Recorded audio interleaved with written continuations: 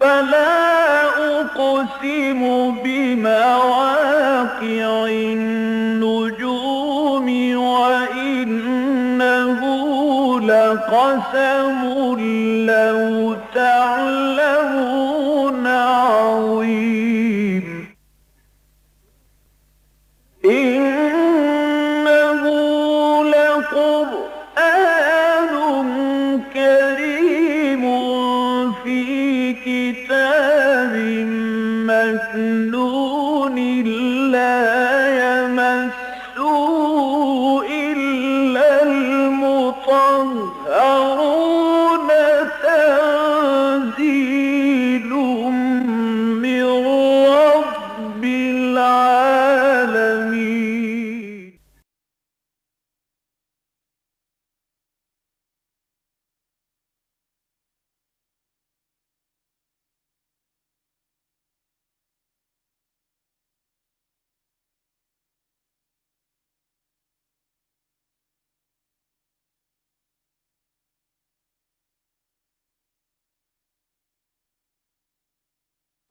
الحمد للہ وکفیٰ والصلاة والسلام علی عبادہ الذین اصطفیٰ خصوصاً علی افضلہم وخاتم النبیین محمد الامین وعلی آلہ وصحبہ اجمعین اما بعد۔ آپ کے علم میں ہے کہ ہم اس وقت سورہ آل عمران کے آخری رکوع کا مطالعہ کر رہے ہیں۔ یہ رکوع کل 11 آیات پر مشتمل۔ اعوذ باللہ من الشیطان الرجیم، بسم اللہ الرحمن الرحیم۔ فاستجاب لهم ربهم انی لا اضیع عمل عامل منکم من ذکر او انثى بعضکم من بعض فالذین هاجروا واخرجوا من دیارهم واوذوا فی سبیلی وقاتلوا وقتلوا لأکفرن عنهم سیئاتهم وَلَأُدْخِلَنَّهُمْ جَنَّاتٍ تَجْرِي مِنْ تَحْتِهَا الْأَنْهَارُ ثَوَابًا مِنْ عِنْدِ اللَّهِ وَاللَّهُ عِنْدَهُ حُسْنُ الثَّوَابِ۔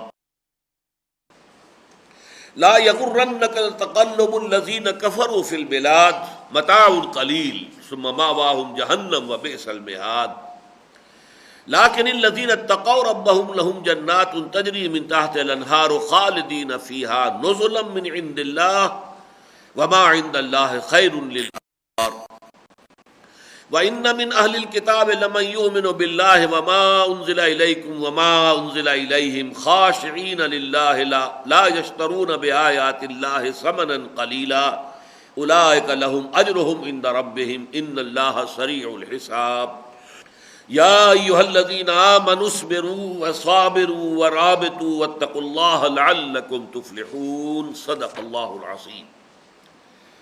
رب اشرح لي صدري ويسر لي امري واحلل عقدة من لساني يفقهوا قولي۔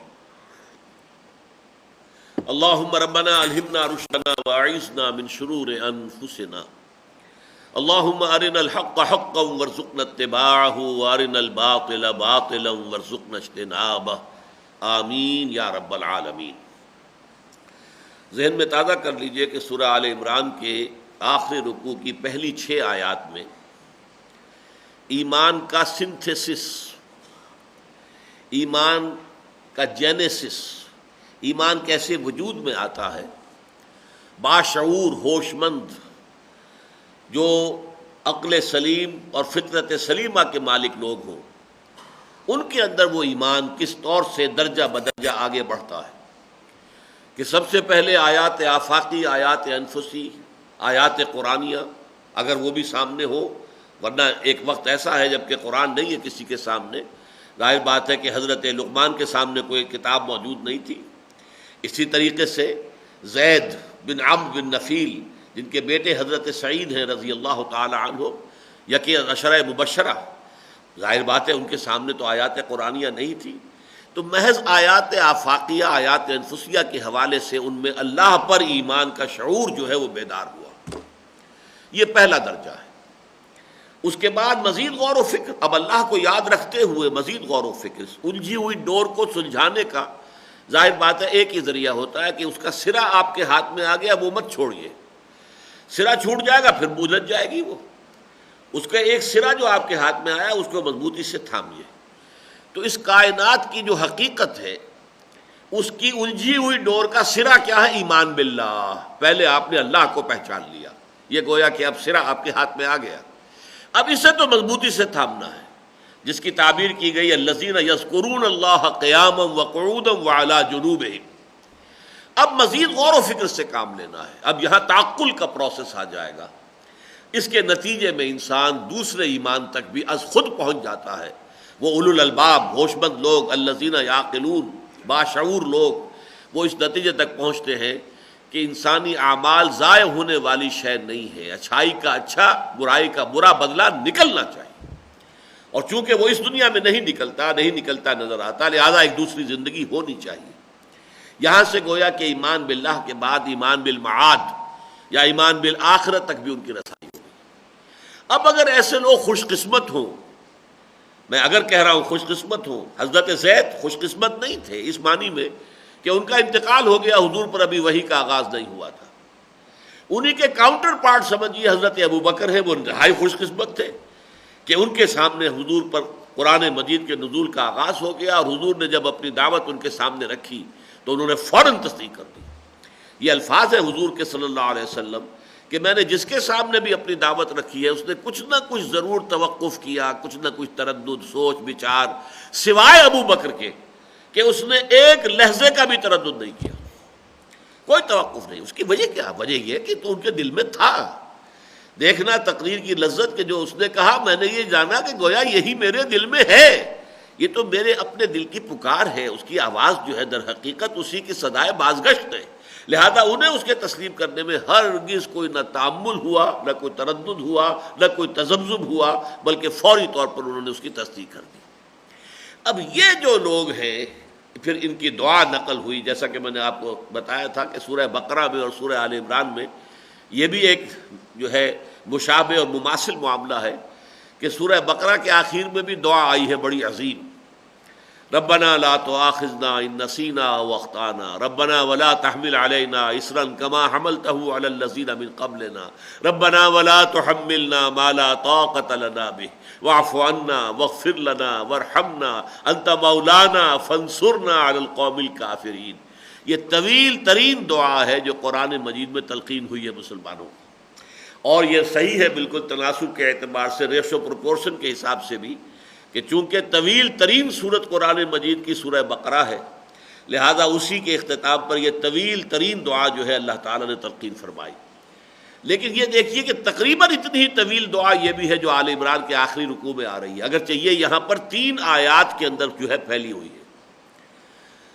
ربنا انک من تدخل النار فقد اخزیتہ وما للظالمین من انصار ربنا اننا سمعنا منادیا ینادی للایمان ان آمنوا بربکم فآمنا ربنا فاغفر لنا ذنوبنا وکفر عنا سیئاتنا وتوفنا مع الابرار ربنا وآتنا ما وعدتنا على رسلک ولا تخزنا یوم القیامہ انک لا تخلف المیعاد. یہ بھی عظیم ترین دعا ہے کہ جو 3 آیات کے اوپر پھیلی ہوئی. اس حوالے سے اب جو آگے بات چل رہی ہے وہ ہے کہ اس دعا کی فوری قبولیت کا اعلان اللہ تعالیٰ کی طرف سے ہو رہا ہے، کیونکہ یہ لوگ جو ہیں یہ صدیقین، یہ باشعور لوگ جن کی فطرت بھی سلیمہ تھی، عقل سلیم سے بھی وہ نوازے گئے اور انہوں نے اس کا سفر طے کیا اور باشعور ایمان تک ان کی رسائی ہو گئی. یہ لوگ جو ہے گویا کہ نوع انسانی کا اصل گل سرسبت جو ہے وہ یہی ہے، یہی اصل میں گویا کہ خلاصہ ہے ان کا، لب لباب ہے نوع انسانی کا. لہذا ان کی دعا فاستجاب لهم ربهم، تو ان کی دعا کو قبول فرمایا ان کے رب نے. انی لا اضیع عمل عامل منکم، کہ میں ہرگز ضائع نہیں کروں گا تم میں سے کسی بھی عمل کرنے والے کے عمل کو. میں ہرگز کسی بھی عمل کرنے والے کے عمل کو ضائع کرنے والا نہیں ہوں. من ذکر او انثی، خواہ وہ کوئی مرد ہو یا عورت، مذکر ہو یا مؤنث. یہ اس اعتبار سے بہت اہم مقام ہے قرآن مجید کا کہ اس میں جس طریقے سے کہ ایک مساوات مرد و زن کا معاملہ پیش کیا گیا ہے، اخلاقی سطح پر مرد اور عورت کے درمیان کوئی فرق نہیں. شرف انسانیت کے اعتبار سے اس لیے کہ آگے فرمایا بعضکم من بعض، ٹھیک ہے مرد مرد ہے، عورت عورت ہے، لیکن تم ایک دوسرے ہی میں سے ہو. ایک ہی باپ کا بیٹا بھی ہے، بیٹی بھی ہے، نطفہ تو اسی باپ کا ہے، ایک ہی ماں کے رحم میں بیٹے نے بھی پروان جو ہے چڑھا ہے اور بیٹی کی بھی پرورش ہوئی ہے، تو کیسے فرق ہو جائے گا ان کا؟ تو اسلام جو ہے عورتوں اور مردوں کے درمیان دو قسم کی مساوات کا شدت کے ساتھ قائل ہے۔ حالانکہ دنیا میں اور مذاہب کی دنیا میں عام طور پر عورت کو ہمیشہ انفیریئر سمجھا گیا۔ کرسچینٹی میں تو ایول، یہ سمجھیے کہ شر کا منبع عورت کو قرار دیا گیا، اور یہ بھی خیال کہ حضرت حوا ہی نے ورگلایا تھا حضرت آدم کو، قرآن مجید میں اس کی طرف کوئی اشارہ موجود نہیں، بلکہ یہ کہ اس کے اندر شیطان نے دونوں کو ورگلایا۔ اس میں کوئی وہ نہیں ہے کہ پہلے جو ہے حوا کو ورگلایا اور حوا نے پھر آدم کو قتل، قرآن مجید میں نہیں، یہ سب تورات کی روایات ہیں جو ہمارے ہاں آ گئی۔ تو دو کامل مساواتیں ہیں مردوں اور عورتوں کے درمیان از روئے قرآن، شرف انسانیت میں، human dignity, they share it equally, بالکل برابر، وہ بھی ہیومن بینگ ہے، یہ بھی ہیومن بینگ ہے، ایز ہیومن بینگز ان کی عزت، ان کا مقام، ان کا مرتبہ، ان کی حیثیت بالکل برابر۔ نمبر دو، مورلی دونوں ایک برابر ہیں، عورت خیر کما سکتی ہے اور اونچے سے اونچے مقام تک پہنچ سکتی ہے۔ آپ کو معلوم ہے کہ سب سے اونچا مقام نبوت ہے، نبوت جو ہے وہ اب دروازہ اس کا بند ہو چکا، اور پہلے بھی وہ اپنی کوشش سے حاصل نہیں ہوتی تھی، وہ خالص وہمی شے تھی، اللہ جس کو چاہے نبوت دے دے۔ اس سے کم تر صدیقیت، عورت بھی پہنچ سکتی ہے، مرد بھی پہنچ سکتا ہے۔ مردوں میں اگر صدیق اکبر ہیں ابو بکر، تو عورتوں میں الصدیقۃ الکبریٰ ہے حضرت خدیجہ الکبریٰ رضی اللہ تعالی عنہ، کوئی فرق نہیں۔ حضرت مریم صدیقہ، امہ صدیقہ، یہ قرآن مجید کی گواہی ہے۔ اسی طرح فرعون کی بیوی آسیہ جس کا ذکر ہے قرآن مجید کے اندر، سورہ تحریم کے اندر، یہ صدیقات میں سے ہیں، اللہ تعالیٰ کی وہ بندیاں کہ جنہوں نے وہ اونچا مقام حاصل کیا روحانی، کہ جو گویا کہ سب سے اونچا ہے مقام درجہ نبوت کے بعد۔ اور نبوت ظاہر بات ہے کہ انسان کے اپنے اکتساب کے دائرے کی شے نہیں ہے، وہ خالص وہمی چیز تھی۔ تو اس اعتبار سے نیکی کا چنانچہ آپ دیکھیں گے سورہ احزاب کے اندر ایک بڑی طویل آیت ہے، 10 چیزیں آئی ہیں، ان المسلمین والمسلمات والمؤمنین والمؤمنات والقانتین والقانتات والصائمین والصائمات، آیت مجھے یاد نہیں ہے اس وقت، 10 اوصاف ہیں اخلاقی طور پر، روحانی اعتبار سے، دینی اعتبار سے، جن میں برابر گردان کی گئی ہے۔ مسلمان مرد، مسلمان عورتیں ہیں، مومن مرد، مومن عورتیں، فرما بردار مرد، فرما بردار عورتیں، اور لذات دنیاوی سے کنارہ کش رہنے والے مرد، لذات دنیاوی سے کنارہ کش رہنے والی عورتیں، صبر کرنے والے مرد، صبر کرنے والی عورتیں، صدقہ دینے والے مرد، صدقہ دینے، یہ 10 اوصاف ہیں، اور گردان اسی لیے کی گئی ہے کہ یہ خیال نہ رہے کہ اس کے اندر کوئی اونچا معاملہ ہے مردوں کا اور نیچا معاملہ ہے عورت کا۔ نہ معلوم کروڑوں اور اربوں انسان ہوں گے جو قیامت کے دن حضرت خدیجہ کا مقام دیکھیں گے تو معلوم ہوگا کہ اس قدر بلند مقام ہے خدیجہ کا، یہ بلند مقام ہے مریم کا، یہ بلند مقام ہے آسیہ کا، فاطمہ کا، عائشہ کا رضی اللہ تعالیٰ عنہ اجمعین۔ تو غور کیجئے، اس میں دو مساواتیں جو ہیں بنا، البتہ جو تیسری مساوات مغربی تہذیب نے پیدا کی ہے وہ تباہ کن ہے۔ دنیاوی انتظامی اعتبار سے عورت اور مرد مساوی نہیں ہے، یہ مل کر ایک خاندان کی بنیاد ڈالیں گے، ایک مرد ایک عورت، ازدواج سے ایک خاندان کی بنیاد پڑے گی، ان کے ہاں اولاد ہوگی، خاندان بڑھ پڑے۔ اس میں انتظامی اعتبار سے ہیڈ آف دی فیملی مرد ہے، اور الرجال قوامون علی النساء بما فضل اللہ بعضهم علی بعض وبما انفقوا من اموالهم۔ یہ ہے اصل میں وہ شے کہ جس کی نفی کر کے مغرب نے در حقیقت پورے اپنا جو معاشرتی نظام ہے، سماجی نظام ہے، آئلی نظام ہے، اس کو برباد کر کے رکھ لیا ہے۔ یہ جو مساوات ہے مرد و زن کی، اس کا اسلام قائل نہیں ہے انتظامی اعتبار سے۔ جیسے کہ آپ کو معلوم ہے تمام انسان برابر ہیں، آپ کا ہیڈ آف دی اسٹیٹ بھی ہوگا تو اگر الیکشن ہوں گے تو اس کا بھی ایک ہی ووٹ ہوگا، اور کوئی اس کا کہیں اس کا مالی ہوگا یا کوئی اس کے ہاں ٹوائلٹ صاف کرنے والا اگر کوئی خاکروب ہوگا اس کا بھی ایک ووٹ ہوگا، اس اعتبار سے برابر ہے۔ لیکن صدر صدر ہے اور وہ مالی یا خاکروب خاکروب ہے، انتظامی اعتبار سے فرق رہے گا، افسر افسر ہے، ماتحت ماتحت ہے، انسان ہونے کی حیثیت سے برابر۔ چنانچہ انسان ہونے کی حیثیت سے مرد اور عورت برابر۔ نمبر 2، اخلاقی روحانی اعتبار سے مرد اور عورت برابر، البتہ انتظامی اعتبار سے خاندانی نظام کے اندر مرد کی قوامیت ہے، مرد کی حاکمیت ہے۔ اب یہاں چونکہ دین کا معاملہ ہے لہذا یہاں اس کو ایمفسائز کیا گیا ہے، فاستجاب لهم ربهم انی لا اضیع عمل عامل منکم من ذکر او انثی بعضکم من بعض۔ تو ان کے رب نے ان کی دعاؤں کو شرف قبول عطا فرمایا کہ میں کسی بھی عمل تم میں سے کسی بھی عمل کرنے والے کے عمل کو ضائع کرنے والا نہیں ہوں، خواہ وہ مرد ہو خواہ عورت، اور تم ایک دوسرے ہی میں سے ہو، ایک ہی باپ کے نطفے سے بیٹا بھی ہے بیٹی بھی ہے، اور ایک ہی ماں کے رحم میں پرورش پائی ہے بیٹے نے بھی اور بیٹی نے بھی۔ لیکن اب اس کے بعد جو الفاظ آئے ہیں نا، اس میں اصل میں نقشہ کشی کی جا رہی ہے۔ ایک وہ تقلیدی ایمان والے ہم لوگ ہیں، ایمان بھی ہے بیٹھے بھی ہیں، کفر کے غلبہ جو ہے اس کو بھی برداشت کیے ہوئے ہیں، منکرات پھیل رہے ہوں اس سے بھی ہمیں کوئی غرض نہیں، ہمیں اپنا دھندا، اپنی روٹی، اپنا کاروبار، اپنا پروفیشن، بس اس سے غرض ہے۔ یہ ان لوگوں کا معاملہ یہ نہیں ہوتا۔ یہ لوگ سلیم الفطرت، سلیم العقل لوگ، جو گویا کہ یوں سمجھیے کہ گلے سرسبد ہیں نسل انسانی کے، یہ خلاصہ ہیں، یہ اصل حاصل ہے۔ یہ جب ایمان لاتے ہیں تو پھر ان کی عملی زندگی کا نقشہ کیا ہے؟ ان کا جینا اور مرنا، ان کا جاگنا اور سونا، ان کا بھاگ دوڑ، ان کی محنت اور جد و جہد، ان کی قربانی، سب اللہ کے لیے، جینا اللہ کے لیے، مرنا اللہ کے لیے۔ ان صلاتی و نسکی و محیای و مماتی للہ رب العالمین۔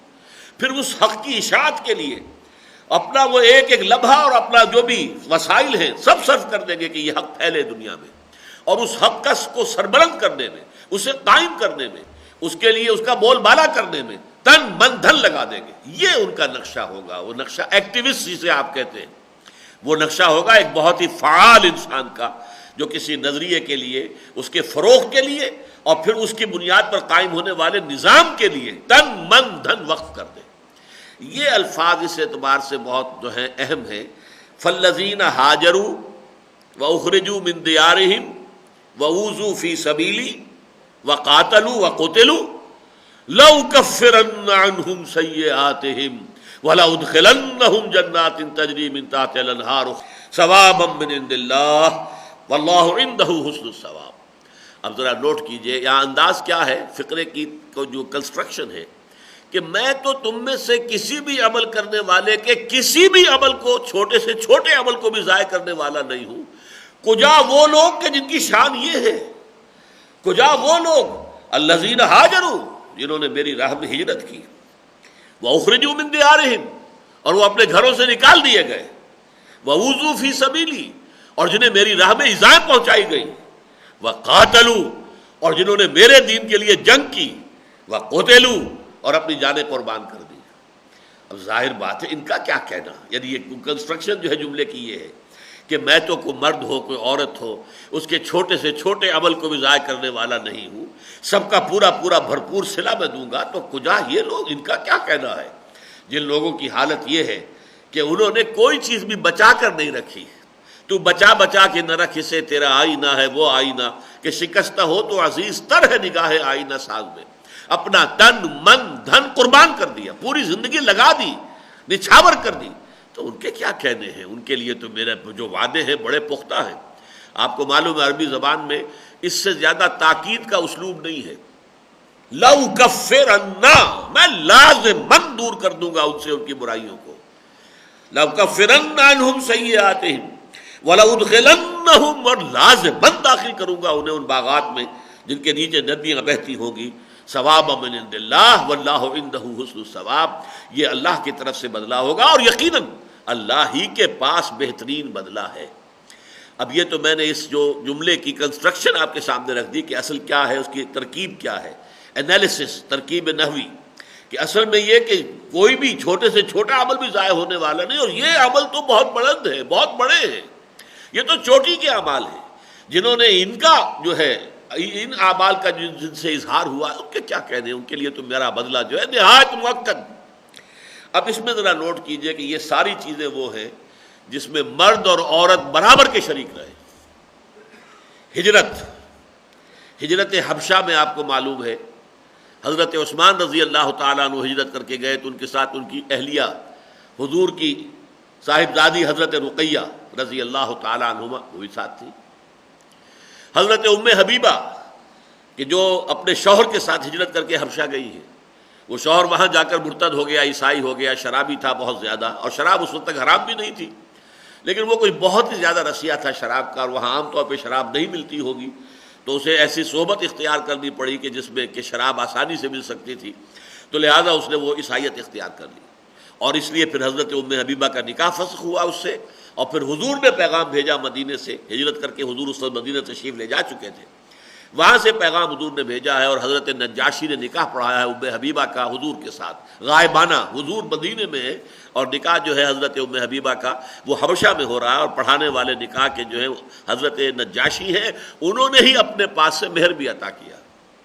اب یہ جو میں نے آپ کے سامنے مثالیں رکھی، فالذین ہاجروا، مرد بھی شریک ہیں عورتیں بھی شریک ہیں، واخرجوا من دیارہم، اور جو اپنے گھروں سے نکالے گئے ہیں، یہ گویا کہ در حقیقت یوں سمجھیے کہ پہلی ہجرت جو تھی وہ والنٹری تھی، اس وقت تک ابھی حالات وہ نہیں تھے، البتہ یہ کہ اجازت دے دی گئی تھی ہجرت حبشہ کے لیے کہ جس سے سختیاں برداشت نہیں ہو پا رہی، جو یہاں کی پرسیکیوشن کو جھیلنا جو ہے وہ مشکل دیکھ رہے ہیں، وہ جا سکتے ہیں، چلے جائیں، اجازت تھی لیکن وہ لازمی بھی نہیں تھی، اور اس وقت تک صورتحال ایسی نہیں تھی کہ وہ یقیناً وہاں سے جو عرب جو ہے نکال رہے ہونے کہ نکلو یہاں سے۔ لیکن دوسری ہجرت جو ہوئی ہے اس میں یہ دونوں پہلو آ گئے تھے، اب جو تلے ہوئے تھے لوگ کہ انہیں نکالو مکے سے، اور نمبر دو یہ کہ اب یہ ہجرت فرض بھی تھی، تو یہاں فرمایا فالذین ہاجروا واخرجوا من دیارہم واوذوا فی سبیلی، اور جو میری راہ میں جنہیں ایذائیں پہنچائی گئی، ایذائیں صحابہ کرام کو جیسے مردوں کو پہنچائی گئی ہیں ویسے ہی عورتوں کو پہنچائی گئی، جیسے کہ حضرت بلال خباب بن الارت رضی اللہ تعالی عنہما، ایسے ہی حضرت ابو فقیر بھی تھے اور حضرت سمیہ تھی رضی اللہ تعالی عنہ، ان کو بھی شدید ترین ٹارچر ابو جہل نے کیا ہے، اور بھی تھی جو کہ کنیزوں میں سے تھی اور وہ ایمان لائی تھی تو لہذا انہیں تکلیفیں دی گئی۔ اوذوا فی سبیلی وقاتلوا وقتلوا، جنگ کا معاملہ ایسا ہے کہ وہ جہاد فی سبیل اللہ، قتال فی سبیل اللہ عورت پر فرض نہیں ہے، البتہ یہ کہ ایسی کوئی پابندی بھی نہیں ہے کہ عورت حصہ نہیں لے سکتی، اور جب تک کہ پردے کے احکام نہیں آئے تھے تو محسوس ہوتا ہے کہ غزوہ احد کے اندر خواتین جو ہیں جب انہیں خبر ملی ہے، اور غزوہ احد ہی کا حصہ آپ پڑھ چکے ہیں، سورہ آل عمران میں 60 آیات میں ان کا تذکرہ آیا ہے، تو اس وقت جب یہ خبر پہنچی ہے کہ شکست ہو گئی اور اتنے مسلمان جو ہیں وہ شہید بھی ہو گئے، تو بےتاب ہو کر خواتین گھروں سے نکلی، حضرت عائشہ بھی نکلی ہے رضی اللہ تعالی عنہ، وہ آئی ہے میدان جنگ کے اندر پہنچی ہے، پھر جو وہاں پر زخمی پڑے ہوئے تھے انہیں پانی پلایا وغیرہ وغیرہ، لیکن یہ کہ ظاہر بات ہے اصل قتال عورت پر فرض نہیں ہے، البتہ قتلوا میں شامل ہیں عورتیں بھی۔ سب سے پہلا قتل جو ہوا ہے اسلام میں وہ ایک عورت ایک مرد کا، ایک شوہر ایک بیوی، حضرت یاسر رضی اللہ تعالی عنہ اور ان کی زوجہ محترمہ حضرت سمیہ رضی اللہ تعالی عنہ، یہ پہلا جوڑا ہے۔ جیسے میں نے کہا کہ ہجرت میں بھی جوڑا حضرت ابو بکر صدیق اور حضرت رقیہ رضی اللہ تعالی عنہما، اسی طریقے سے شہادت اولا، سب سے پہلی شہادت اللہ کی راہ میں قتل کیا جانا، یہ بھی ایک جوڑے کو یہ شہادت نصیب ہوئی، حضرت یاسر اور حضرت سمیہ رضی اللہ تعالی عنہما۔ تو یہاں در حقیقت جو نقشہ کھینچا گیا ہے میرے اور آپ کے لیے، اصل بات جو سوچنے کی ہے وہ یہ ہے کہ ایک ہمارا تعلق ہے دین کے ساتھ، بس نماز روزہ حج زکوٰۃ، باقی دین کا غلبہ بھئی نہیں ہے تو میں کیا کروں، میرے کیے سے تو نہیں ہو جائے گا، یہ دین منکرات پھیل رہے ہیں، میں ہم کیا کریں، ہمارے پاس تو اختیار نہیں ہے کہ منکرات کو ختم کر دیں، یہ سود پر سارا نظام چل رہا ہے، کیا کریں، ہم بے بس ہیں۔ لیکن ایک یہ ہے کہ اس بے بسی کا نتیجہ یہ نکلے کہ اپنی ساری محنت اب دنیا کمانے میں صرف ہو رہی ہے، اب دن رات جو ہے محنت ہے دنیا کمانے میں، یہ در حقیقت بالکل غلط نتیجہ ہے۔ آپ نظام باطل کے تحت اگر پھلنے پھولنے پنپنے اور پھیلنے کی کوشش کرتے ہیں تو گویا کہ آپ نے ذہناً اس نظام باطل کو قبول کر لیا ہے، اور آپ مجرم ہیں، پھر اس کو قبول کرنے ایبیٹرز ہیں، آپ ایبٹمنٹ کر رہے ہیں اس نظام کی۔ ہاں اگر یہ ہے کہ آپ نے دیکھا ہماری مجبوری ہے، مجبوری کی وجہ سے حسرت دل میں پیدا ہو جائے، یہ حسرت جو ہے پھر آگے بڑھے گی، کچھ تو کرو۔ کل ہی میں ایک جگہ پر پرسوں میں نے فیض کے یہ اشعار سنائے تھے، وہ بڑے اس وقت مجھے یاد آئے ہیں، دشنام نالا ہاؤ ہو فریاد کچھ تو ہو، چیخے ہے درد ہے دلے برباد کچھ تو ہو۔ آخر ہمارے اندر کا وہ احساس کہ یہ کیا ہو رہا ہے، کیوں ہو رہا ہے، کبھی روئیں تو صحیح بیٹھ کر، کبھی خلوت کے اندر ہمارا اس احساس بے بسی کے اوپر ہی کچھ دو آنسو ہماری آنکھوں سے نکل آئے، ہم کچھ نہیں کر سکتے۔ جیسے حضرت زید نے کہا تھا اللہ میں تجھے پوجنا چاہتا ہوں، کیسے پوجوں یہ میں نہیں جانتا، اسی طرح اللہ میں چاہتا ہوں تیرے دین کو غالب کروں، کیسے کروں یہ مجھے معلوم نہیں۔ اگر یہ بات بھی ہو کسی درجے میں تو گویا کہ قلبی نفرت جو ہے اس نظام کے ساتھ انسان کے دل کے اندر ہے، تو یہ گویا کہ صحت کی علامت ہے۔ گویا کہ ابھی وہ انسان اندر کا انسان مرا نہیں ہے، فطرت ابھی مسخ نہیں ہوئی ہے، اب اس سے آگے قدم بڑھائے گا تو پھر کم سے کم زبان کھولے گا، بدی کے خلاف، برائی کے خلاف، نیکی کی تلقین کرے گا، بھلائی کی دعوت دے گا، اللہ تعالیٰ اس سے آگے توفیق دے گا۔ اگر اسے مل جاتا ہے کوئی گروہ، کوئی جماعت، یا وہ خود صاحب ہمت ہے اور کوئی جماعت قائم کر لیتا ہے کہ ہم مل جل کر جد و جہد کریں گے اور اس نظام کو جو ہے اس کے جڑوں سے اکھاڑ کر پھینکنے کی کوشش کریں گے، تو کیا کہنے، نتیجہ نکلے یا نہ نکلے اس سے کوئی بحث نہیں، قطعاً کوئی بحث نہیں۔ سینکڑوں انبیاء آئے کہ جن کی دعوت کا کوئی نتیجہ نہیں نکلا، لہذا یہ تو سوال خارج از ذہن رہنا چاہیے، خارج از بحث، کامیابی ناکامی اس کا تو یہاں سرے سے کوئی سوال ہی نہیں۔ سوال یہ ہے کہ آپ نے اپنے ایمان کا ثبوت دیا یا نہیں دیا۔ آپ کو جو صلاحیتیں اللہ نے دی تھی، جو بھی توانائیاں دی تھی، جو قوت دی تھی، جو وسائل دیے تھے، آپ نے اسے اللہ کے دین کے لیے صرف کیا یا دنیا کمانے کے لیے صرف کیا؟ یہ ہے، یوں سمجھیے کہ اصل جو سوال ہے، کانٹے دار سوال، کہ آپ کی توانائیاں لگی کدھر ہیں۔ نتیجہ نکلنا دوسری بات ہے، ایسا بھی ہے دنیا میں بے شمار لوگ ہیں کہ جو صبح سے لے کر رات تک اور رات سے لے کے صبح تک ساری صلاحیتیں جو ہے دنیا کے لیے کھپاتے، دنیا پھر بھی نہیں ملتی۔ ضروری نہیں کہ مل جائے، یہ بھی ہو سکتا ہے اللہ دے دے تو دے دے، جیسے کہ فرمایا وَمَنْ عَاجِلَةَ عَجَّلْنَا لَهُ فِيهَا مَا نَشَاءُ لِمَن نُرِيدُ، جو کوئی عاجلہ کا طلبگار بنتا ہے ہم دے دیتے ہیں اسے جس کو چاہتے ہیں، جتنا چاہتے ہیں دے دیتے ہیں دنیا کے اندر۔ لیکن ایسا بھی ہوتا ہے کہ ساری عمر دنیا ہی کے پیچھے بھاگتے رہے، دوڑتے رہے، اور حلال اور حرام کی کوئی تمیز بھی نہیں کی، لیکن دنیا ہاتھ نہیں آئی۔ یہ بھی ہوتا ہے، اور یہ بھی ہوتا ہے کہ دنیا ہاتھ آ جاتی۔ لیکن سوال اصل میں یہ ہے، اگر تم نے اللہ کو پہچانا ہے، اللہ کو مانا ہے، اللہ پر تمہارے ایمان کا دعویٰ ہے، تو اللہ کے دین کے ساتھ اتنی کم سے کم غیرت اور حمیت تو ہونی چاہیے کہ حسرت ہو، دل میں رنج ہو۔ اگر یہ احساس بھی ختم ہو گیا، وہ آئے ناکامی متائے کارواں جاتا رہا، کارواں کے دل سے احساس زیاں جاتا رہا، یہ بھی ختم ہو گیا، تو اس کا تو مطلب یہ کہ سرے سے دل کے اندر ایمان رائی کے دانے کے برابر بھی نہیں ہے۔ ہاں اگر یہ احساس زیاں ہوگا تو یہ کہیں کبھی نہ کبھی یہ بیج پھوٹے گا، اس سے پھر کم سے کم نہی عن المنکر باللسان، دعوت الی المعروف باللسان، دعوت الی الخیر باللسان، اس کا آغاز تو ہو جائے گا، اور اس سے آگے اللہ تعالیٰ ہمت دے، کوئی گروہ بن جائے، کوئی جماعت بن جائے، کوئی حزب اللہ وجود میں آ جائے، یا آپ اس کو خود قائم کریں۔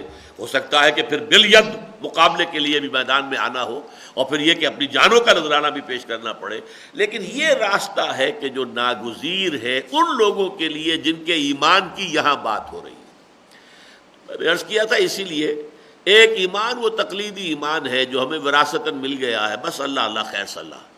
ایک ایمان وہ ہے جو ہمارے شعور کے اندر پیوست ہو گیا اور جس کی جڑیں ہمارے قلب کی گہرائیوں میں اتر گئی ہیں۔ یہ دو جو شکلیں اگر پیدا ہو جائیں، یعنی دل اور دماغ دونوں کی ہم آہنگی کے ساتھ ایمان جب پیدا ہو جائے گا، تو پھر یہ کیفیت ہوگی فَالَّذِينَ هَاجَرُوا وَأُخْرِجُوا مِن دِيَارِهِمْ وَأُوذُوا فِي سَبِيلِي وَقَاتَلُوا وَقُتِلُوا لَأُكَفِّرَنَّ عَنْهُمْ سَيِّئَاتِهِمْ۔ اب دیکھیے یہاں پر یہ بہت نوٹ وردی ہے، یہ مقام اللہ نے کوئی وعدہ نصرت کا نہیں کیا، کوئی وعدہ نصرت کا نہیں، نصرت کا وعدہ بہت بعد میں آیا ہے، یہ غزوہ احزاب کے بعد بات شروع ہوئی ہے، سورہ صف کے اندر آیا ہے وَأُخْرَىٰ تُحِبُّونَهَا نَصْرٌ مِّنَ اللَّهِ وَفَتْحٌ قَرِيبٌ۔ اب نصرت آیا چاہتی ہے اور قدم جو ہے تمہارے یہ فتح اور جو ہے یہ تمہارے قدم چوما چاہتی ہے، اس کے بعد، اس سے پہلے کوئی وعدہ نہیں۔ مکے میں ابھی آزمائش چل رہی ہے، سخت ترین، شہید بھی کر دیے گئے، مارے جا رہے ہیں، پیٹے جا رہے ہیں، دہتے ہوئے انگاروں پر لٹائے جا رہے ہیں، جانوروں کی لاشوں کی طرح گلے کے اندر رسی کا پندہ ڈال کر سڑکوں پر گلیوں پر گھسیٹا جا، سب کچھ ہو رہا ہے، کوئی اللہ کی طرف سے نصرت نہیں آئی۔ ابو جہل کا ہاتھ اللہ نے شل نہیں کیا، جبکہ وہ حضرت سمیہ کو یا حضرت یاسر کو جب کوئی ٹارچر کر رہا تھا، شدید ترین ٹارچر، ہاتھ شل نہیں ہوا، وہ ہاتھ چلتا رہا، وہ کوڑے لگاتا رہا، انہیں برچہ کھینچ کر مارا ہے۔ اول تو بیٹے کو سامنے، حضرت عمار کو سامنے ایک تنے کے ساتھ باندھ دیا انہیں، اور اس کے بعد ان کی نگاہوں کے سامنے ان کی والدہ حضرت سمیہ کو ننگا کیا ہے، یہ آنکھوں پر ہاتھ لگایا انہوں نے بڑی مشکل سے اپنے آپ کو۔ لیکن یہ کہ بہرحال اس کے بعد جو ہے جب آخری بات اس نے کہی کہ سمیہ ایک دفعہ کہہ دو کہ ہاں تمہارے ان بتوں میں بھی کچھ حقیقت ہے، میں تمہیں چھوڑ دوں گا، تنگ آ گیا تھا۔ آخر حد ہوتی ہے ٹارچر کی بھی، جب تھک گیا بالکل تو اس نے کہا ایک دفعہ بھی، انہوں نے تھوک دیا نہیں، اور اس نے پھر برچھا مارا، شرمگاہ کے اندر مارا ہے برچھا، اور ہلاک کر دیا، شہید کر دیا۔ تو یہاں کوئی نصرت کا وعدہ نہیں ہے۔ نصرت کا وعدہ تو اللہ نے اچھی طرح ٹھوک بجا لیا، امتحان لے لیے، ان کو ہر طرح کی آزمائشوں میں سے گزار لیا۔ غزوہ احزاب کے موقع پر جو آزمائش ہوئی تھی، جیسی خوفناک صورتحال ڈیولپ ہو گئی تھی، اس کے بعد جب مسلمانوں نے ثبوت فراہم کر دیا اپنی ثابت قدمی کا، اپنے استقلال کا، تو پھر یہ ہے کہ وعدہ ہوا ہے۔ یہاں اصل شے کیا ہے؟ جو لوگ بھی یہ کریں گے اس سے اصل وعدہ جزا کا ہے، آخرت کا۔ لَأُكَفِّرَنَّ عَنْهُمْ سَيِّئَاتِهِمْ، میں لازماً دور کر دوں گا ان سے، محو کر دوں گا، دھو ڈالوں گا ان کے نامہ اعمال سے ان کی برائیاں۔ اب یہ بھی بہت عملی مسئلہ ہے۔ دیکھیے دعا میں بھی آیا تھا کفر عنا سیئاتنا، پروردگار ہم سے ہماری برائیوں کو دور کر دیجو۔ یہاں بھی آیا پہلے یہ کہ میں ان سے ان کی برائیوں کو دور کر دوں گا۔ اس کی کیا معنی ہے؟ اس بلند ترین سطح کے انسان بھی معصوم نہیں ہوتے، فرشتے نہیں ہوتے، خطائیں سرزد ہو سکتی ہیں۔ نہ صرف کوئی تقصیر، کوئی گناہ بھی سرزد ہو سکتا ہے۔ یہاں اصل میں بڑا فرق ہوگا زمین و آسمان کا۔ ایک دنیا میں نظام رہا ہے خانقاہی نظام، رگڑتے رہو اپنے آپ کو، مانجتے رہو مانجتے رہو مانجتے رہو مانجتے رہو، ساری عمر جو ہے مراقبے ہو رہے، چلے ہو رہے، شدید قسم کی ریاضتیں ہو رہی ہیں۔ تو وہ تو در حقیقت کچھ اور طرح کا معاملہ وہاں سے وجود میں آتا ہے۔ ایک یہ ہے تمہارا رخ زندگی کا ادھر ہونا چاہیے، اقامت دین کی جد و جہد، دین کی نصرت، دین کو قائم کرنے کی جد و جہد، اللہ کے دین کے غلبے کی جد و جہد، ادھر یہ ہے اصل شے۔ چلتے ہوئے کبھی پاؤں پھسل گیا، کسی خرابی میں انسان ملوث ہو گیا، کوئی جذبات کی راہ میں کبھی بہہ گیا، کبھی کوئی اور جو ہے کیفیت فوری طور پر جو ہے عارضی طور پر طاری ہو گئی، کوئی گناہ کر بیٹھا، یہ بعید نہیں ہے۔ وہ سیئات کا لفظ آ رہا ہے، کن لوگوں کا تذکرہ ہو رہا ہے؟ یہ تو نوع انسانی کے گناہ سرسبد ہیں، سب سے اونچے چوٹی کے لوگ ہیں جن کا ذکر ہو رہا ہے، اولو الالباب، جن کے بارے میں یہاں پر یہ تذکرہ ہو رہا ہے، جن کی شان یہ فالذین ہاجروا واخرجوا من دیارہم واوذوا فی سبیلی وقاتلوا وقتلوا، لیکن لأکفرن عنہم سیئاتہم، خطائیں، گناہ، کہیں پاؤں کا پھسل جانا، یہ ان سے بعید نہیں ہے۔ لہذا ان کے دامن پر جو بھی دھبے ہوں گے، ان کے نامہ اعمال پر اگر کئی دھبے ہوں گے ہم صاف کر دیں گے، دھو دیں گے۔ لنکفرن عنہم سیئاتہم۔ تو ایک وہ جو ہوتا ہے معاملہ کہ کوئی شے ہم سنتے ہیں فلاں بہت بڑے اللہ کے پہنچے ہوئے آدمی تھے، اور کوئی کھانا انہوں نے کھایا تو کہیں اس کے اندر مشکوک سی کوئی شے تھی، فوراً الٹی ہو گئی۔ اب یہ قصے کہانیاں تو ہے دنیا میں، لیکن یہ کہ عالم واقعہ کے اندر حضور کو زہر دیا گیا، الٹی نہیں ہوئی، وہ زہر بھی آپ نے کھا لیا۔ یہ معاملہ جو ہے یہ بالکل ایک سپر نیچرل قسم کا جو آتا ہے تصور ہمارے سامنے، اور وہ کہانیوں کی شکل میں، قصوں کے سلسلے میں اس طریقے سے جو ہے وہ ایک نقشہ کھینچا گیا ہے، وہ نقشہ عالم واقعہ کے اندر آپ کو نہیں ملے گا۔ انسان تو وہی ملیں گے جن کو کہا گیا ہے کہ الانسان مرکب من النسیان والخطا، نسیان اور خطا ان دونوں کا مرکب ہے انسان، لازماً خطا ہو جائے گی۔ حضور کی حدیث ہے کل بنی آدم خطاؤون وخیر الخطائین التوابون، تمام بنو آدم جو ہے انتہائی خطا کار ہیں، ہاں ان خطا کاروں میں بہتر وہ ہیں جو توبہ کرتے ہیں، رجوع کرتے ہیں، لوٹتے ہیں، پلٹتے ہیں، اصلاح کرتے ہیں۔ اور وہی بات، نقشہ وہی ہو، رخ وہی ہو، چل ادھر ہی رہے ہو، کہیں گر گئے اٹھ گئے، کہیں پاؤں پھسل گیا فوراً اٹھے۔ مجھے چونکہ خود اپنی ایک زندگی کا واقعہ یاد ہے، فائنل ایئر تھا میرا MBBS کا، تو میں ہاسٹل سے بڑی تیزی کے ساتھ کلاس میں لیٹ ہو گیا تھا، جا رہا تھا سائیکل پر، بارش ہوئی تھی، سائیکل جو ہے وہ پھسلی اور میں گرا، لیکن میں فوراً ایسا بجلی کی طرح جیسے آدمی اٹھتا ہے اٹھا ہوں کہ مجھے یہ بعد میں معلوم ہوا کہ میں گرا تھا، جبکہ میں اٹھ چکا تھا۔ یہ ہوتا ہے انسان کا ایک طرز عمل، فوراً گرتے ہی فوراً اٹھنا۔ اس کو ہی سورہ نساء اگلی آیت سورت آ رہی ہے، اس میں فرمایا گیا کہ انما التوبۃ علی اللہ للذین یعملون السوء بجہالۃ ثم یتوبون من قریب، اللہ تعالیٰ کے ذمے ہے اپنے ایسے بندوں کی توبہ قبول کرنا جن سے کوئی خطا سرزد ہو جاتی ہے تو فوراً توبہ کرتے ہیں۔ تو یہ فوری توبہ جو ہے، اور اس کا پھر یہ ہو سکتا ہے انسان پھر انسان رہے گا، ایک دفعہ توبہ کرنے کے بعد اور خلوص دل سے توبہ کی، ہو سکتا ہے بعد میں پھر کبھی اس کا پاؤں پھسل جائے۔ انسان سے یہ چیزیں جب تک کہ موت نہیں آ جاتی ختم ہونے والی نہیں ہے۔ انسان کے ساتھ شیطان بھی لگا ہوا ہے مسلسل، انسان کے ساتھ اس کا نفس امارہ بھی لگا ہوا ہے مسلسل، آخری وقت تک، آخری دم تک وہ ساتھ دے گا آپ کا، آپ کے پیچھے لگا رہے گا۔ ان النفس لامارۃ بالسوء، لہذا بہت قابل توجہ ہے یہ، لأکفرن عنہم سیئاتہم، میں لازماً ان سے دور کر دوں گا ان کی برائیوں کو، دھو دوں گا ان کے دھبے جو ہے نامہ اعمال کے۔ وَلَأُدْخِلَنَّهُمْ، یہ میں بیان کر چکا ہوں، انتہائی تاکیدی اسلوب ہے، لازماً انہیں داخل کروں گا جنات تجری من تحتہا الانہار، ان باغات میں کہ جن کے نیچے، جن کے دامن میں ندیاں بہتی ہوں گی، ثوابا من عند اللہ، یہ بدلہ ہوگا اللہ کی طرف سے، واللہ عندہ حسن الثواب، اور اللہ ہی کے پاس ہے اچھا بدلہ۔ اس میں بڑا ایک گہرا رمز ہے۔ دیکھیے دنیا میں ہم جو کام کرتے ہیں، کبھی کوئی کام اپنے دوست کا کوئی کام کر رہے ہیں، اس توقع میں کہ کبھی میرا اب یہ دوست جو ہے یہ بھی میرے کسی کام آئے گا، کوئی بدلے کا ذہن میں، چاہے وہ حساب دوستان در دل والی بات ہوتی ہے، چاہے اس کو آپ اسپیل آؤٹ نہیں کرتے ہیں ان سو مینی ورڈز، لیکن ہوتا ہے یہ۔ اسی لیے بعض اوقات دوست کا کوئی غلط کام بھی کرنا پڑتا ہے۔ سفارش جو دنیا میں ہوتی ہے عام طور پر، اب کیا کیا جائے، دوست ہے کہہ رہا ہے، بات ماننی پڑے گی، ہے تو غلط، وہ اس لیے کہ تمہیں بھی کسی وقت اپنی کوئی بات اس سے منوانی ہے۔ اسی طرح ایک انسان ہے جو اپنے آپ کو 100% انویسٹ کر دیتا ہے اپنی اولاد میں، اس کا جینا مرنا بھاگنا دوڑنا یہ سارا اولاد کے لیے، اولاد کی بہترین تعلیم، اولاد کی تربیت دنیاوی اعتبار سے اونچے مقام پر پہنچا دوں، اور اس امید میں کہ یہ اولاد میرے بڑھاپے کا سہارا بنے گی۔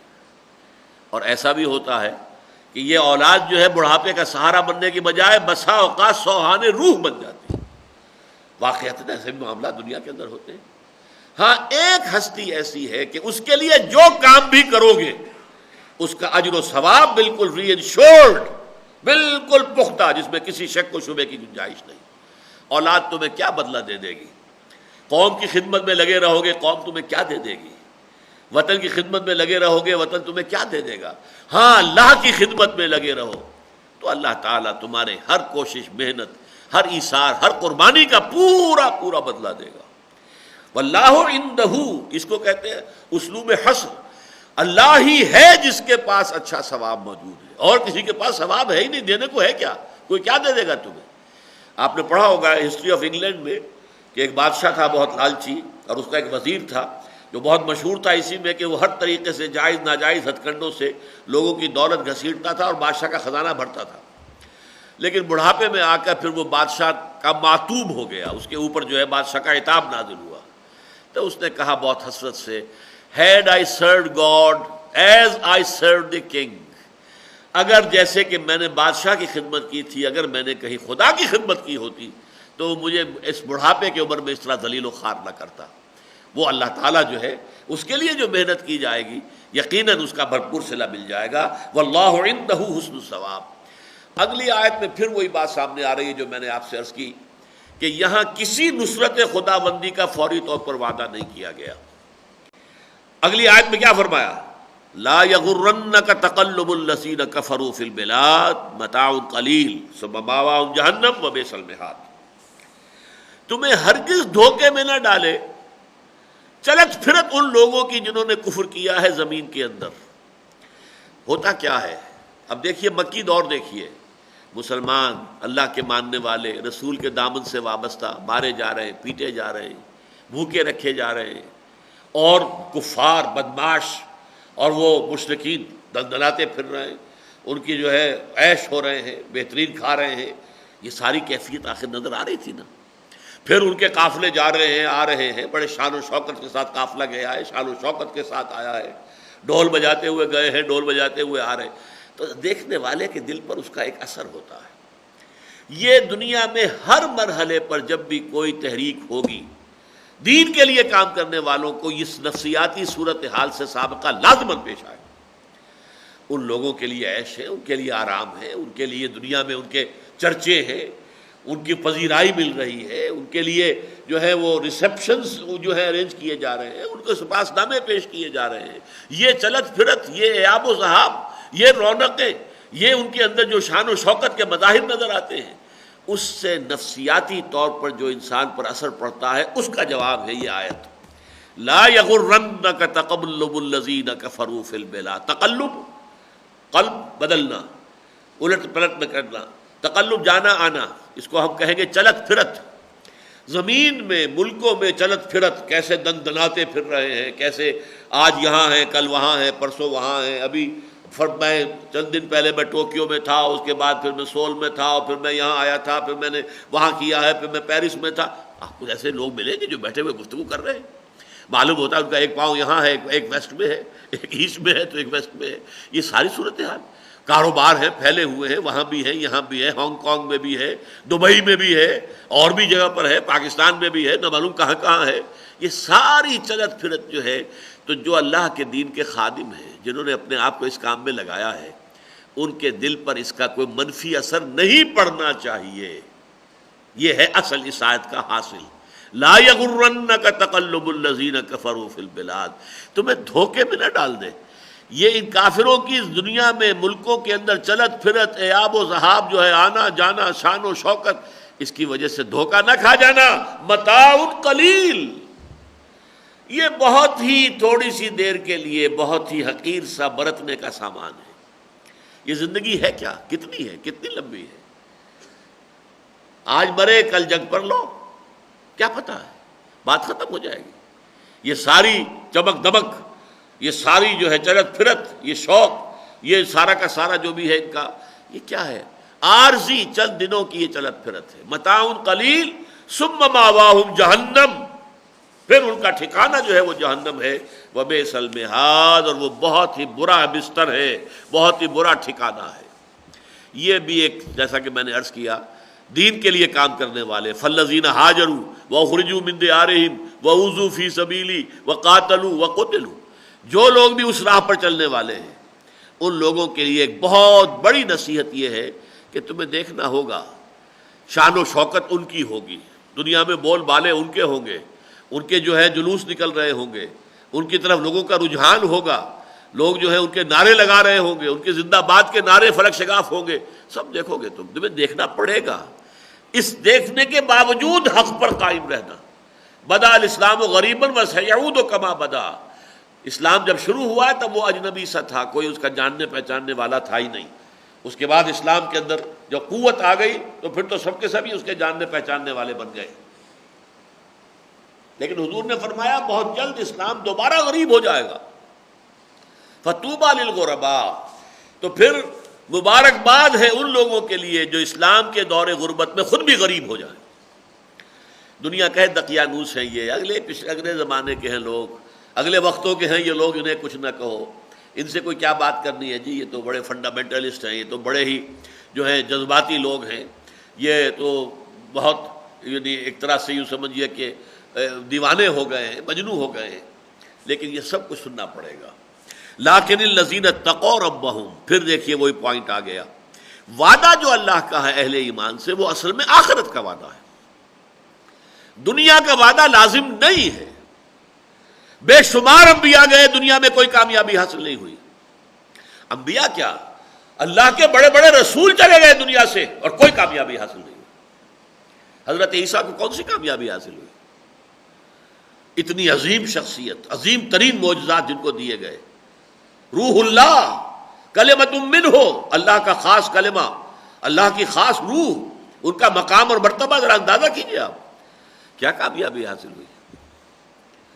کچھ بھی نہیں. دنیا کی کامیابی کی کوئی گارنٹی نہیں ہے قطعاً. جو لوگ اس کو اپنا مقصود بنا لیتے ہیں وہ پھر گھبرا بھی جاتے ہیں، پھر فرسٹریشنز ہوتی ہیں، پھر ناکامی کی وجہ سے ڈپریشن آتی ہے. یہ کیا ہوا، میں کچھ نہیں کر سکا، میں نے اپنی زندگی لگا دی پوری، کچھ حاصل نہیں ہوا.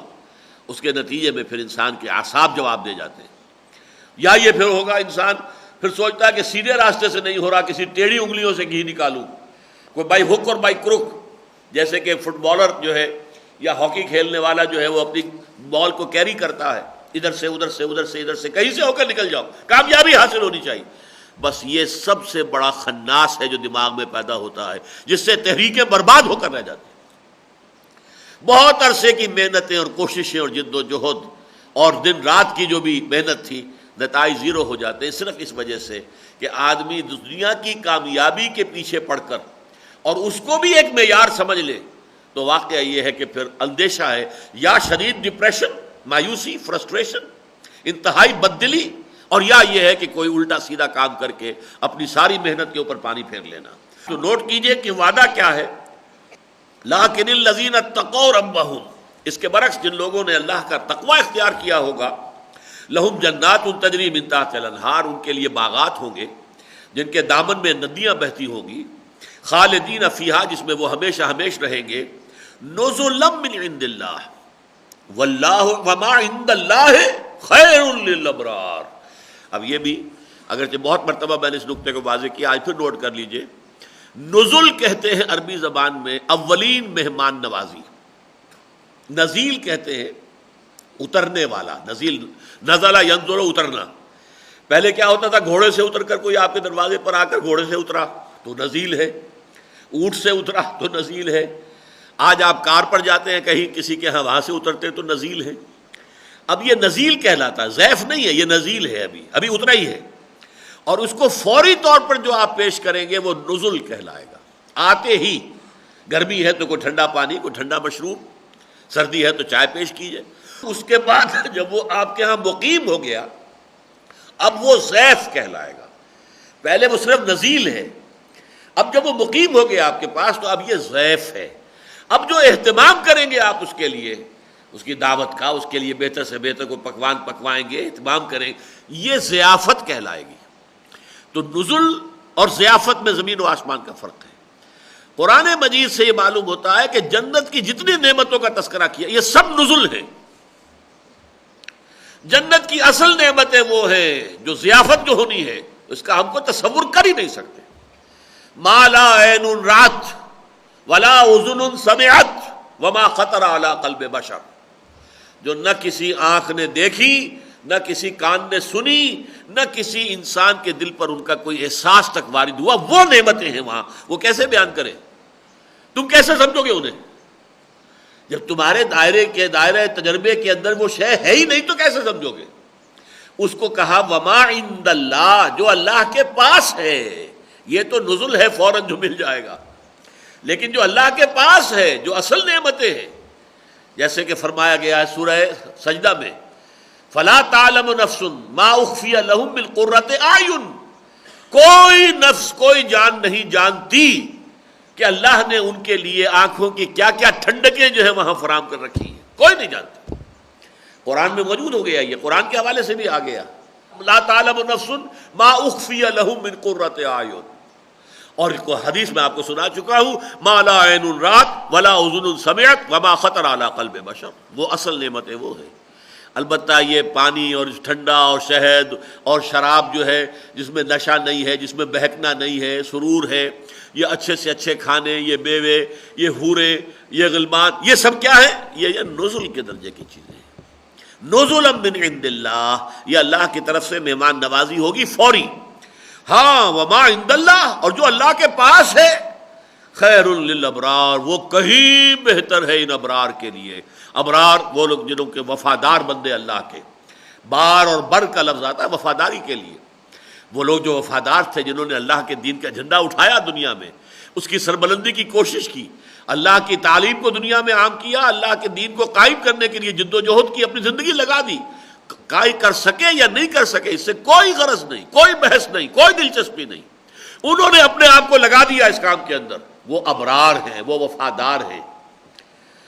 وَإِنَّ مِنْ أَهْلِ الْكِتَابِ لَمَنْ يُؤْمِنُ بِاللَّهِ وَمَا أُنزِلَ إِلَيْكُمْ وَمَا أُنزِلَ إِلَيْهِمْ خَاشِعِينَ لِلَّهِ لَا يَشْتَرُونَ بِآيَاتِ اللَّهِ ثَمَنًا قَلِيلًا أُولَٰئِكَ لَهُمْ أَجْرُهُمْ عِندَ رَبِّهِمْ إِنَّ اللَّهَ سَرِيعُ الْحِسَابِ. اس سورہ مبارکہ میں ہم نے کئی جگہ نوٹ کیا کہ اہل کتاب کے تذکرے میں جہاں ان کی مذمتیں بہت آئیں، ان پر تنقیدیں شدید ہوئیں، ساتھ ہی یہ بھی مانا گیا کہ ان میں کچھ نہ کچھ خیر کا ایلیمنٹ بھی ابھی باقی ہے. لیسو سوا، یہ سب ایک جیسے نہیں ہیں. من اہل الکتاب امۃ قائمۃ، ہیں ایسے اہل کتاب میں سے کہ جو راتوں کو کھڑے رہتے ہیں اپنے رب کے حضور کے ساتھ حضور میں. اسی طرح ومنہم من ان تامنہ بدینار لا یؤدہ الیک ومنہم من ان تامنہ بقنطار یؤدہ الیک. ان میں سے ایسے لوگ بھی ہیں کہ انہیں اگر ہزاروں ڈھیروں سونا ان کے پاس رکھوا دو گے امانت کے طور پر تو یہ جوں کا توں واپس کر دیں گے، خیانت نہیں کریں گے. لیکن ان میں سے ایسے بھی ہیں کہ ایک دینار بھی اگر رکھوا دیا ان کے پاس تو پھر واپس نہیں لے سکتے جب تک کہ ان کے سروں پر مسلط نہ ہو جاؤ. طاقت سے نکلوا لو تو نکلوا لو. وَمِنْهُمْ مَنْ إِنْ تَأْمَنْهُ بِدِينَارٍ لَا يُؤَدِّهِ إِلَيْكَ إِلَّا مَا دُمْتَ عَلَيْهِ قَائِمًا. ان کے سروں پر سوار ہو جاؤ تو نکلوا لو ورنہ وہ نہیں دیں گے. تو اچھے بھی تھے برے بھی تھے. وہ اچھے جو تھے رفتہ رفتہ وہ اسلام لے آئے, ایمان میں داخل ہو گئے. اب یہاں بھی یہ چونکہ یوں سمجھیے کہ پوری سورت کے لیے اختتامی آیات ہیں یہ, تو اس میں ان کا بھی ذکر ہو گیا. یقیناً اہل کتاب میں بھی ایسے لوگ موجود ہیں جو ایمان رکھتے ہیں اللہ پر, اور اس پر بھی جو ہے مسلمانوں تمہاری طرف نازل کیا گیا, اور اس پر بھی کہ جو ان کی طرف نازل کیا گیا تھا, اور اللہ تعالیٰ کے سامنے عاجزی کرنے والے ہیں. لا یشترون بآیات اللہ ثمنا قلیلا, اللہ کی آیات کو حقیر سی قیمت کے عوض فروخت نہیں کرتے. اولئک لہم اجرہم عند ربہم, یہ وہ لوگ ہیں کہ جن کا اجر ان کے رب کے پاس محفوظ ہے. بلکہ بعض احادیث میں آیا ہے, بعض جگہ قرآن میں بھی اشارے ہیں کہ ان کے لیے دوہرا اجر ہے. ایک صاحب کتاب تھا, موسیٰ کا ماننے والا, عیسیٰ کا ماننے والا, اور پھر وہ حضور پر بھی ایمان لیا, اس کو دوہرا اجر ملے گا. تو اس اعتبار سے اللہ تعالیٰ نے ان کو ایک درجہ عطا فرمایا ہے. ان اللہ سریع الحساب, اور اللہ تعالیٰ کو حساب چکاتے دیر نہیں لگتی. یہ اللہ تعالیٰ کا اجر جو ہے یہ کہ بہت لمبے چوڑی جمع تقسیم اس میں نہیں ہونی ہے. وہ کمپیوٹرز جو ہیں اللہ کے, وہ کو بہت ہی بڑے کمپیوٹرز ہیں, آنے واحد کے اندر آپ کا پورا کچا چٹھا آپ کے سامنے ہوگا. اب آخری آیت آئی ہے, اور یہ سمجھیے کہ بہترین اختتام ہے اس سورہ مبارکہ کا. یا ایھا الذین آمنوا اصبروا وصابروا ورابطوا واتقوا اللہ لعلکم تفلحون. پہلی بات تو یہ نوٹ کیجئے کہ یہ میں نے قرآن مجید میں کئی جگہ دیکھا ہے, چار الفاظ اس طریقے سے جڑ کر آنا. جیسے سورۃ العصر, والعصر ان الانسان لفی خسر الا الذین آمنوا وعملوا الصالحات وتواصوا بالحق وتواصوا بالصبر. 4 چیزیں. سورہ حج کی لاسٹ بٹ 1 آیت 4 چیزیں. یا ایھا الذین آمنوا ارکعوا واسجدوا واعبدوا ربکم وافعلوا الخیر لعلکم تفلحون. اسی طرح حضور کے ساتھ ہمارے تعلق کی بنیادیں 4. فالذین آمنوا بہ وعزروہ ونصروہ واتبعوا النور الذی انزل معہ اولئک هم المفلحون. یہاں بھی وہی 4 باتیں ہیں. یا ایھا الذین آمنوا اصبروا وصابروا ورابطوا واتقوا اللہ. پہلا صبر کرو. ظاہر بات ہے اللہ کی راہ میں محنت نہیں ہو سکتی جب تک صبر نہ کیا جائے. ویسے تو صبر جو ہے بہت وسیع لفظ ہے. صبر علی الطاعہ, اللہ تعالیٰ کے احکام کی اطاعت کرنے میں بھی صبر کرنا پڑتا ہے, نفس کے خلاف جاتی ہیں چیزیں. صبر عن المعصیہ, گناہ سے روکنا اپنے آپ کو, تھامنا, یہ بھی صبر ہے. دنیا کے مصائب ہیں, صبر, اس کے اوپر صبر کرنا, اللہ تعالیٰ کی طرف سے جو بھی آ جائے. یہ ہر چیز ساقی ما ریخت عین الطافست. پھر اللہ کی راہ میں صبر کرنا, تکلیفیں آ رہی ہیں, مصیبتیں ہیں, آزمائشیں ہیں, ان میں پورا اترنا, یہ سب صبر ہے. لیکن صابروں کے اندر آ کر یہ باب مفاعلہ ہو گیا, جس میں کہ 2 گروہوں کے درمیان معاملہ ہوتا ہے. مفاعلہ, مقاتلہ, مجاہدہ, مشاعرہ, یہ سب کیا ہے؟ یہ گروہوں کے درمیان بات ہوگی. تو صابروں کا مطلب ہے یہ مصابرت, صبر میں ایک دوسرے پر بازی لے جانے کی کوشش. یعنی یہ کفار بھی صبر کر رہے ہیں کہ نہیں کر رہے؟ یہ اپنے جھوٹے معبودوں کے لیے صبر کر رہے ہیں کہ نہیں کر رہے؟ ان کے 70 بدر میں مارے گئے تھے, ایک ہی سال کے اندر دوبارہ 3000 کی نفری لے کر آ گئے, تمہارے اوپر چڑھ گئے. دیکھا تم نے؟ اسی طریقے سے تمہیں صبر کرنا ہوگا, بلکہ جب تک تم صبر میں ان پر بازی نہیں لے جاؤ گے. تم اللہ کے لیے صبر کر رہے ہو, وہ تو معبودان باطل کے لیے صبر کر رہے ہیں. جیسا کہ حضور نے کہلوایا تھا صحابہ سے, اللہ مولانا ولا مولا لکم. جب یہ جو غزوہ احد کے اندر جب ایک شکست ہوئی ہے اور تکلیف پہنچی ہے مسلمانوں کو, جب واپس جاتے ہوئے ابو سفیان جو اس وقت سپہ سالار تھے, بعد میں ایمان لے آئے, اس وقت انہوں نے نعرے لگوائے اعلی حبل. صحابہ خاموش تھے. حضور نے فرمایا تم جواب دو. جی ہم کیا کہیں؟ کہو اللہ اعلی واجل. نہیں, اللہ ہے سب سے بلند اور بالات اور اجل. پھر اس نے کہا لنا عزا ولا عزا لکم. اے مسلمانوں, ہماری دیوی ہے عزا, وہ ہماری مددگار ہے, تمہاری کوئی عزا ہے ہی نہیں, تمہاری کوئی پوچھنے والی ہے ہی نہیں, تمہیں کوئی مدد دینے والی ہے نہیں.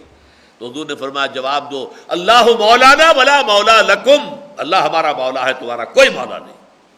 تو اسی طریقے سے یوں سمجھیے کہ صبر کے مقابلے میں صبر، اور صبر میں ان سے بازی لے جائیں گے آپ، تب جو ہے جیتیں گے، تب آپ کو کامیابی حاصل ہوگی۔ تو یا ایھا الذین آمنوا اصبروا وصابروا، ایک تو خود صبر کرو۔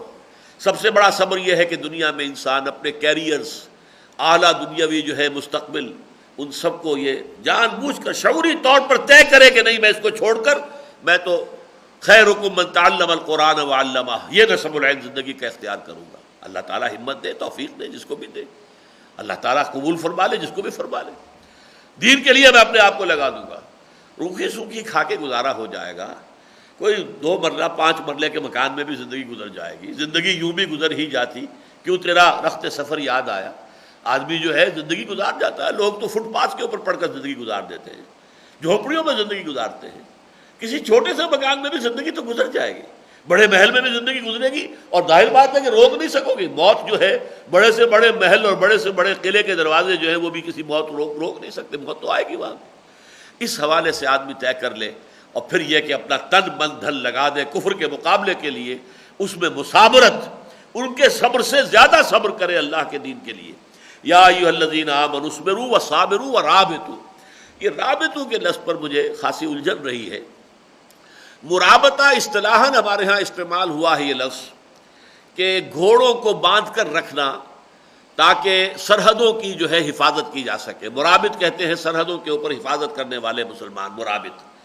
قرآن مجید میں یہ لفظ جو آیا ہے مختلف معنی میں، تو ایک تو وہ ہے کہ جو سورہ انفال میں، غزوہ بدر کے بعد سورہ انفال نازل ہوئی، اس میں جو آیت آتی ہے وَأَعِدُّوا لَهُم مَّا اسْتَطَعْتُم مِّن قُوَّةٍ وَمِن رِّبَاطِ الْخَيْلِ تُرْهِبُونَ بِهِ عَدُوَّكُمْ وَعَدُوَّ اللَّهِ، اے مسلمانوں اپنی طاقت فراہم کرنے کی کوشش کرو، جتنا بھی اسلحہ جمع کر سکتے ہو، اور اسلحہ کے ساتھ ساتھ جتنے گھوڑے سدھا کر رکھ سکو وہ تیاری پر، تاکہ رسالے کے حوالے سے تم حملہ کر سکو اور دشمن کا مقابلہ کر سکو۔ تو رباط الخیل۔ پھر یہ کہ دل کا مضبوط ہو جانا، ٹھک جانا، جم جانا، اس کے لیے بھی ربط آیا ہے۔ سورہ کہف میں فرمایا گیا وَرَبَطْنَا عَلَىٰ قُلُوبِهِمْ إِذْ قَامُوا فَقَالُوا رَبُّنَا رَبُّ السَّمَاوَاتِ وَالْأَرْضِ لَن نَّدْعُوَ مِن دُونِهِ إِلَٰهًا لَقَدْ قُلْنَا إِذًا شَطَطًا۔ وہ اصحاب کہف جو تھے وہ شہنشاہ کے سامنے کھڑے ہو گئے، سینہ تان کر انہوں نے کہا کہ ہم نہیں کہنے کسی اللہ کے ساتھ کسی اور الہ کو پکارنے کو تیار نہیں ہیں۔ اللہ فرماتا ہم نے ان کے دلوں کو جما دیا تھا، دل ان کے ٹھک گئے تھے، دل ان کے مضبوط ہو گئے تھے، اس کو کہا گیا ربطنا علی قلوبہم۔ اسی طرح فرمایا گیا حضرت موسیٰ علیہ السلام کو اللہ تعالیٰ نے جب وحی کی تھی یا الہام کیا تھا، جو بھی کہیں اسے، کہ موسیٰ کو تم ایک ٹوکری کے اندر رکھ کے اور دریا کے حوالے کر دو، ہم تمہیں واپس پہنچا دیں گے، پہنچ جائے گا تمہاری گود میں واپس، ڈرو نہیں، گھبراؤ نہیں، نہ یہ ہلاک ہوگا نہ ڈوبے گا، تمہارے پاس آ جائے گا۔ عمل تو کر لیا، لیکن فَأَصْبَحَ فُؤَادُ مُوسیٰ فارغا، کچھ دیر کے بعد حضرت موسیٰ کی والدہ کا دل خالی سا ہو گیا، جس کو ہم کہتے ہیں کہ دل اڑنے لگا، یہ کیا ہو گیا، یہ کیا میں نے کر دیا، اب یہ جو ہے سمندر، اسی دریائے نیل کے اندر یہ غرق ہو جائے بچہ، کیا ہوگا، کون اس کو اٹھائے گا۔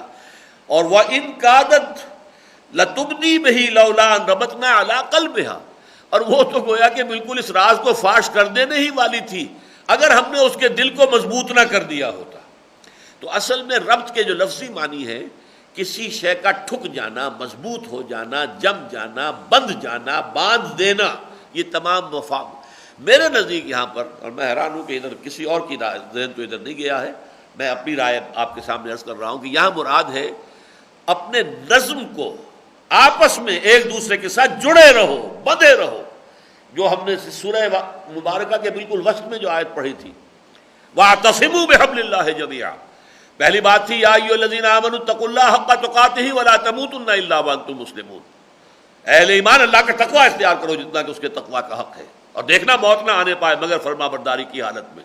اگلی آیت وَاعْتَصِمُوا بِحَبْلِ اللَّهِ جَمِيعًا وَلَا تَفَرَّقُوا، اور اس سے آگے پھر آیا ہے وَلَا تَكُونُوا كَالَّذِينَ تَفَرَّقُوا وَاخْتَلَفُوا مِن بَعْدِ مَا جَاءَهُمُ الْبَيِّنَاتُ، یہ تفرقہ ڈالنا، اور جو غزوہ احد کے اندر حادثہ پیش آیا تھا اس کے بارے میں ہم پڑھ چکے ہیں کہ فرمایا گیا کہ ہم نے تو تم سے وعدہ پورا کر دیا تھا، لَقَدْ صَدَقَكُمُ اللَّهُ وَعْدَهُ إِذْ تَحُسُّونَهُم بِإِذْنِهِ حَتَّىٰ إِذَا فَشِلْتُمْ وَتَنَازَعْتُمْ فِي الْأَمْرِ، تم نے ڈسپلن کی خلاف ورزی کی، تم ڈھیلے پڑے، تم نے نظم کو توڑا، اس کی سزا ہم نے تمہیں دی۔ یہاں تیسری چیز رابطو، آپس میں جڑے رہو، مضبوطی کے ساتھ ایک دوسرے کو تھامے رکھو، تاکہ اس کے ذریعے سے تمہاری یہ جمعیت جو ہے اس کے اندر قوت ہو، ثبات ہو، صبر ہو، ڈسپلن، جماعتی زندگی کے اندر ڈسپلن اور مضبوط ڈسپلن۔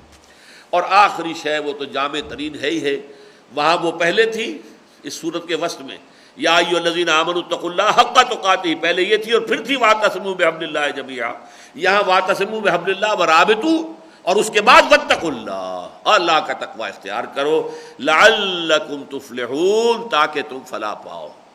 اللہم وفقنا لہذا، اللہ تعالیٰ ہمیں اس کی توفیق عطا فرمائے اور اللہ کے دین کے لیے ہی اپنا تن من دھن وقف کرنے کی توفیق عطا فرمائے۔ بارک اللہ لی ولکم فی القرآن العظیم ونفعنی وإیاکم بالآیات والذکر الحکیم۔